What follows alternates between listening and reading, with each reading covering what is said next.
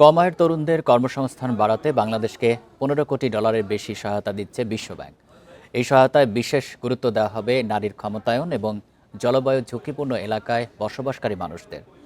$15,07,50,000 এই অর্থের মাধ্যমে আগের 2,33,000 উপকারভোগীর পাশাপাশি আরও 1,76,000 তরুণ কর্মসংস্থান ও আয়ের সুযোগ পাবেন।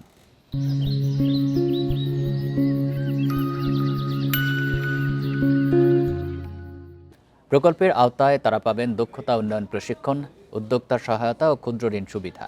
নারীদের জন্য চালু হবে ঘরের শিশু পরিচর্যা ও জলবায়ু সহনশীল জীবিকা। নতুন অর্থায়নের সঙ্গে প্রকল্পের মোট সহায়তা দাঁড়ালো $35,07,50,000।